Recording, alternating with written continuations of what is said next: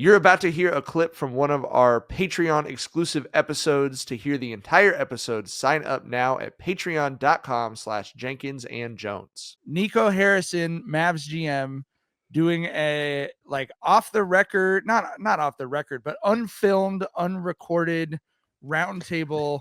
It's so funny, bro.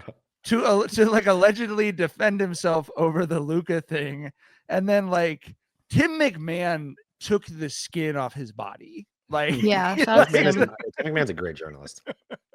But he just by your own words, you're trying to create this window, but you've now completely fucked that window. How is this better? So are you a jackass? Yes or no? And him going, well, it just is, Tim. Yeah.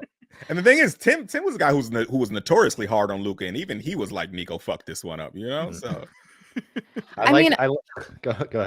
Oh, I was just gonna say, I heard that ownership was the steered the ship for it to be a private kind of closed doors, because that was so freaking weird. You can't record this, you can't film this. We're having a closed door, only close insiders meeting. It's just that's not even good PR. Why would you do that? But then apparently that was coming, the directive was from ownership, not Nico. Not that I want to give Nico any credit, but I think that they gave him both the directive to go talk to people, but also we don't want to see a million clips of you looking like a fucking idiot. So we're not gonna let anyone film it. But it's the worst way. It's not the worst decision to go closed door, because we were all laughing at all the transcripts. But if we had seen video of him saying it instead of those transcripts, it might be worse. I think it's worse. I think if you're gonna do it, do it. I think the best option would have been from their PR perspective. The best option would have been to not do anything. I think once you do it, why have the disembodied Tyler Head just reading just read the quote that killed me was famously we only got to see one half of basketball from what this team was going to look like before the injury sort of pulled it apart. But his thing was that was a championship level team for 2.5 quarters. He literally this fucking guy a year after making the NBA finals. Less than a year. Less than a year. 9 months.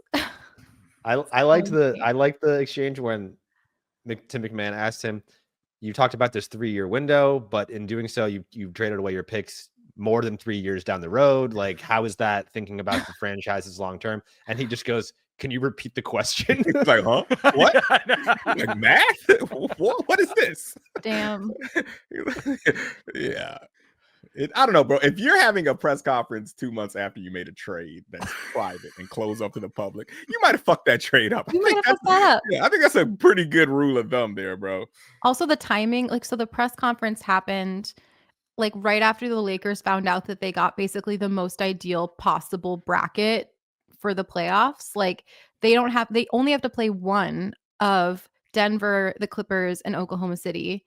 And then in the first round, they get Minnesota, who's a great matchup for them. And in the second round, they either get Houston or Golden State. So it's basically the Lakers' path to the Western Conference Finals or beyond was just laid out for them in perfect, happenstance fashion.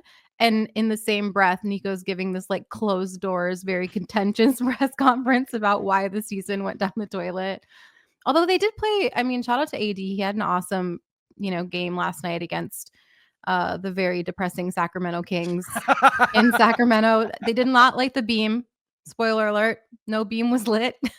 It was just the usual methane cow they fart fired gas their on GM. Beam. Yeah, no fancy beam, just the classic Sacramento beam. Yeah.